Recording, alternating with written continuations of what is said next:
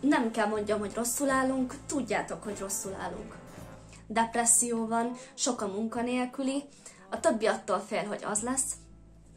A dollár jóval 5 centet ér, bankok csődbe mennek, a boltosok puskát tartanak a pult alatt, itt még garázdálkodnak az utcákon, mert senki se tudja, mit kéne csinálni, és ez így megy.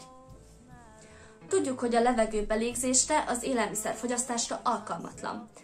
Ülünk a tévé előtt, és hallgatjuk a Mebondót, aki közli, hogy ma 15 gyilkosság és 56 erőszakos bűncselekmény történt. Mintha az így volna természetes. Tudjuk, hogy minden rossz, a rosszabbnál is rosszabb.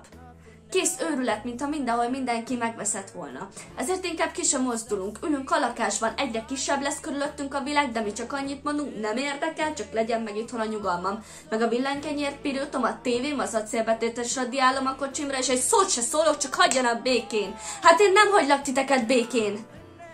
Azt akarom, hogy dühösek legyetek. Nem az, hogy tiltakozzatok, meg lázadjatok, vagy írjatok a kongresszusnak, mert nem tudnám megmondani, mit írjatok. Azt sem tudom, mit lehetne tenni a depresszió, az infláció, az oroszok és a bűnözés ellen. Csak azt tudom, hogy először is jöjjetek dübe, és mondjátok, ember vagyok az Isten itt neki, nekem fontos az életem.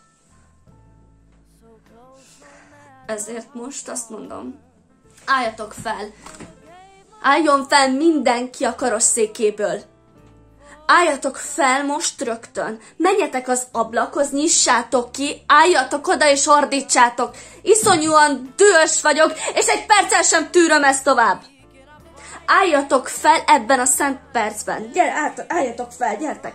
Álljatok oda és ordítsátok, iszonyúan dühös vagyok, és egy perccel sem tűröm ezt tovább.